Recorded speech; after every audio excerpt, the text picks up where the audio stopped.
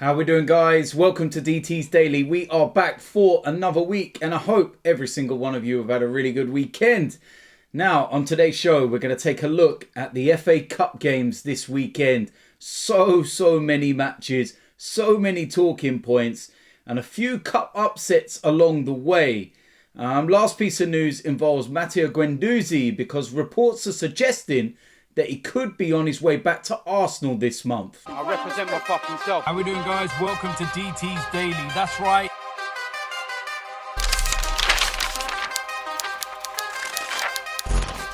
So the first place we're going to start is the FA Cup third round. And it's the oldest cup competition, Arsenal's favourite cup competition. This is our trophy. And the third round is when things get a little bit interesting because the Premier League teams start to get involved. And inevitably, there's a few tasty ties in there. And there's a chance of some giant killing. We're going to go all the way back to Friday night's games. Wolves against Crystal Palace. 1-0 win for Wolves.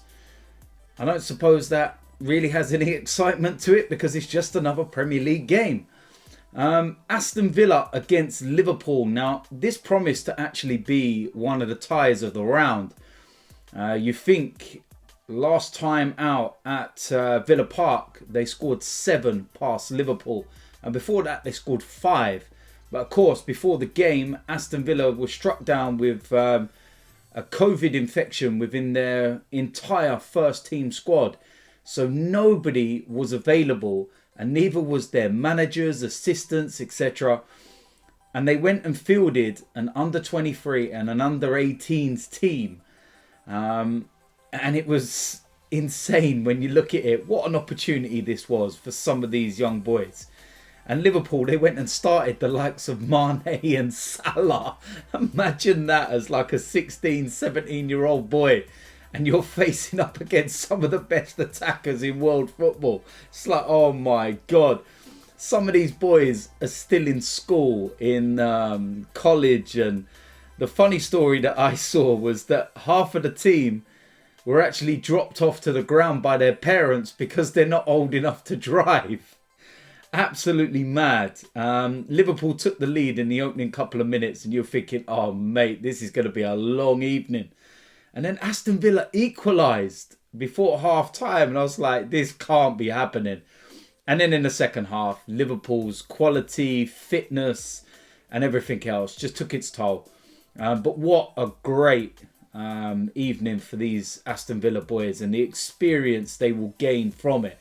And fair play to Aston Villa as well for, you know, not using this as an excuse to get the game called off to a later date so that they could play some of their first team players and Grealish, etc.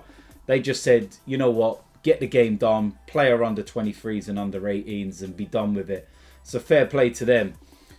Moving into Saturday's games, Manchester United 1-0 winners against Watford. Watford deserved something from the game, to be fair to them, but it wasn't to be. Huddersfield lost 3-2 to Plymouth Argyle. Brentford beat Middlesbrough 2-1. Wycombe Wanderers beat Preston North End 4-1. Leicester very comfortable away to Stoke City with a 4-0 win. Swansea winning 2-0 at Stevenage. Fulham beating QPR 2-0. Sheffield Wednesday beating Exeter City 2-0. Burnley 1-1 with MK Dons and they actually had to win the game 4-3 on penalties. Bristol Rovers losing to Sheffield United. They finally won a game. Bournemouth 4-1 against Oldham. Blackpool drew 2-2 with West Brom. And Blackpool won on penalties. Sam Allardyce, you were brought in to do a job. You're not doing it. They would have been better off staying with Slaven Bilic, to be honest. Blackburn losing 1-0 to Doncaster. Chorley beating Derby County 2-0. Now, last week I was speaking about this game and the fact that Derby had been struck down by this COVID infection as well. and the likes of Wayne Rooney and, you know, his whole squad and everybody was not going to be able to play. And they did the same thing, under 23s, under 18s, and they were beaten. That's a brilliant, brilliant result for Chorley. Nottingham Forest beat Cardiff 1-0. Norwich 2-0 over Coventry. Luton Town beating Reading 1-0. Everton beating Rotherham United 2-1, but that had to go to extra time. Boreham Wood losing 2-0 to Millwall. Then you're going into Sunday's games. Barnsley beating Tranmere 2-0. Bristol City 2-1 against Portsmouth.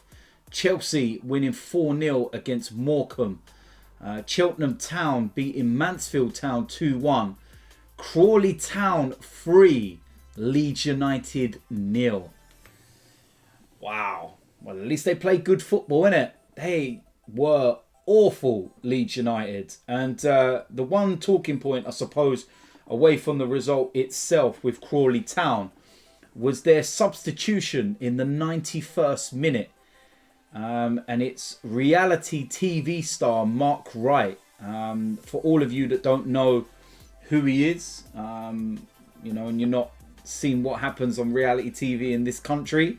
He was on a show, The Only Way is Essex, and it's Strictly Come Dancing, I think it was, and loads of other things. And he's a radio presenter, and he's played in a load of charity games, the England versus rest of the world games.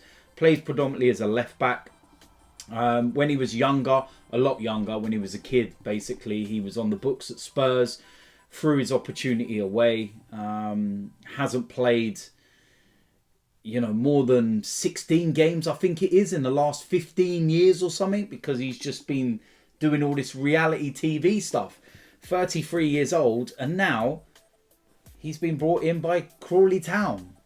Like, wow, what, how? And yeah, I've got my thoughts and my opinions on that, and I'll save that for another day. But you know, everyone initially, when it was announced that he was going, they were saying it's a publicity stunt and everything else. And then lo and behold, a documentary comes out about him having his one last chance. Or don't get me started. But let's focus on Crawley Town, because they were the ones that won this game, and they were brilliant.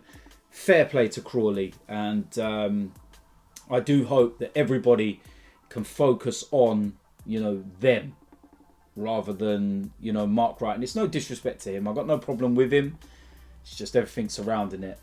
That's my thoughts. Man City, 3-0 winners against Birmingham City. And then a massive cup upset here. Marine losing 5-0 to Tottenham. Sorry. Now, of course, Marine were the lowest ranked team left in the competition. Now, to put this into perspective for you, they are only 5 leagues, not 5 actually, 4 leagues ahead of DTFC. Staggering. They get to the third round. Like, unbelievable. Fair play to them in that respect. Getting to the third round and getting that dream tie. But yeah, 4 divisions. Literally 4 divisions ahead of my team. 2 divisions ahead of hashtag. So them in the FA Cup third round and playing against the likes of Gareth Bale when he came on, and that would have been like, Jesus. Absolutely insane. No Harry Kane. Son was on the bench and he was unused. But it was a very, very comfortable evening for Spurs.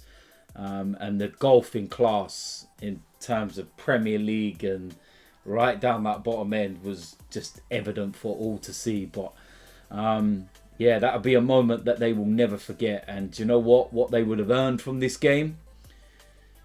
That'll probably stand them in good stead for a very, very long time.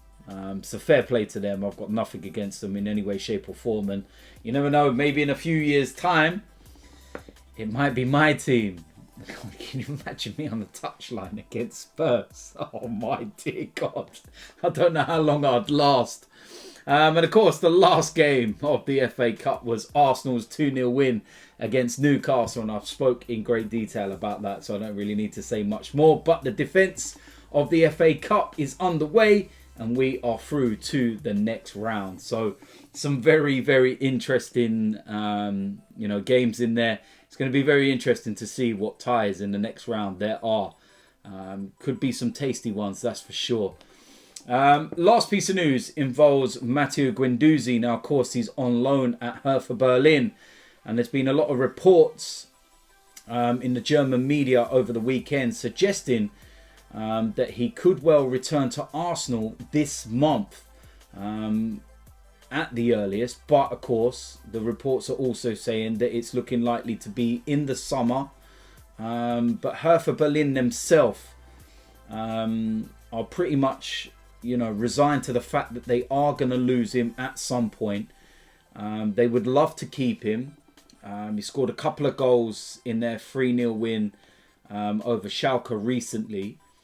And, they've made it very clear that they believe that Guendouzi is an important part of their team and they would love to sign him permanently. But they've got to look to find around about £29 million. And I suppose if he continues to play the way he's playing, that price might actually raise some more. Because what ultimately will happen is that other clubs will come in for him. Or Arsenal could just say, yeah, you know what, we want him back. And we can sort out the situation between him and Mikel Arteta. But yeah, it's such an interesting thing because I don't doubt Guendouzi's talent. I really don't. It's just his attitude. His attitude stinks. He had problems before he even joined Arsenal and he was at Lorient. And, I've gone into details on one of my shows about him and his former manager there and saying about the issues he caused. He had a run-in with Unai Emery and it was to do with his petulance and I suppose you could call it youth or whatever. But yeah, then Mikel Arteta takes over as manager and there's the first incident whilst we were all out in Dubai. And he actually got dropped for the subsequent Premier League game against Newcastle, I think it was. So that was the kind of first falling out. And then there was that whole big incident with Brighton. And he just didn't get back in the team. And, from what we were hearing is that Arsenal opened the door for Guendouzi to come back into the side. And all they wanted was an apology. And he refused to apologise.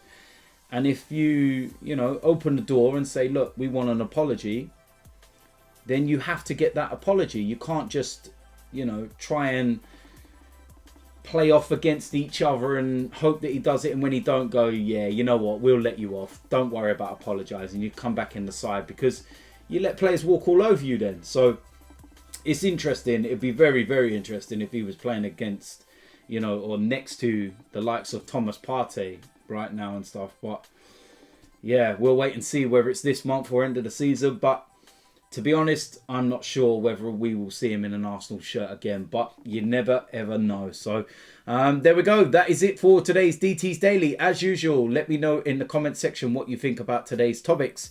If you're new around here, hit the subscribe button, smash a like on this video, and I will see you a lot soon. I'm out of here.